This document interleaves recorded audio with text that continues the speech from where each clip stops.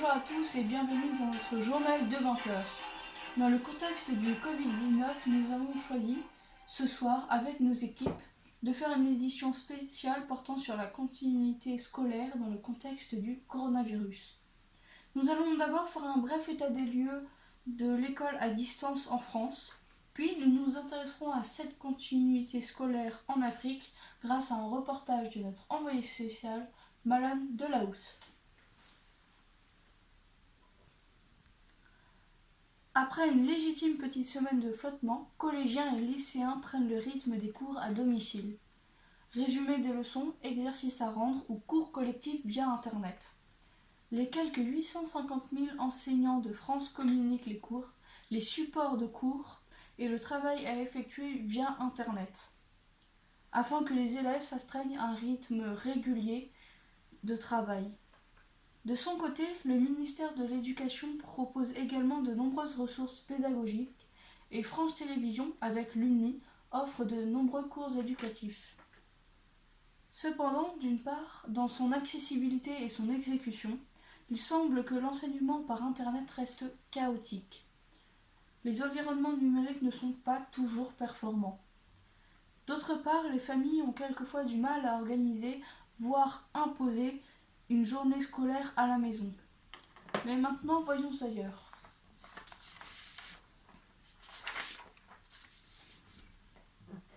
Alors que la crise du coronavirus est très difficile à gérer dans le monde entier et que les élèves de tous les pays ont dû s'adapter à une école à distance assurée dans la plupart des cas par le biais d'Internet, notre envoyé spécial a décidé de s'intéresser aux difficultés rencontrées par les enfants d'Afrique.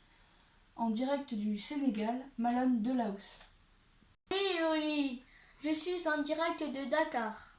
Ici, en Afrique, le coronavirus risque d'être très dramatique dans la mesure où le continent a un réel manque de matériel médicaux et 85% de la population au sud du Sahara n'a pas accès à l'eau propre et au savon. De plus, bien souvent, les gens sont obligés de travailler pour nourrir leur famille. C'est dans ce contexte que l'éducation des enfants doit se poursuivre.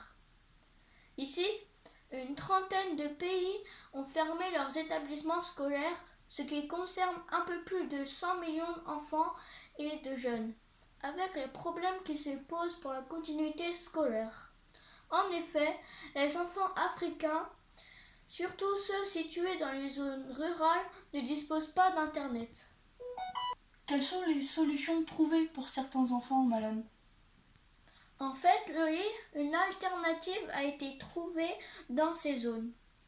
Les cours sont quelquefois dispensés à la radio, comme par exemple au Libéria et en Sierra Leone. Dans d'autres pays, comme au Sénégal, où je me trouve, les écoles et les universités sont fermées depuis une semaine en raison de la propagation du Covid-19. Une télévision privée sénégalaise, qui appartient à l'artiste que nous connaissons aussi en France, Youssou N'Dour, propose des programmes qui donnent des cours aux enfants temporairement déscolarisés à cause de la pandémie du coronavirus. L'émission s'appelle Salle des profs. L'artiste a été le premier à répondre à l'appel de certains enseignants soucieux de maintenir une continuité de l'enseignement malgré l'épidémie de Covid-19. Reste à savoir, Loli, si la contribution de personnes connues suffira à garantir la continuité pédagogique des enfants d'Afrique. Merci Malone pour ce reportage complet. Nous comprenons qu'en effet, les enfants africains subissent une réelle inégalité quant à l'accès au travail scolaire. Voilà, c'est la fin de cette édition spéciale. Nous vous souhaitons une très bonne soirée et surtout, restez chez vous.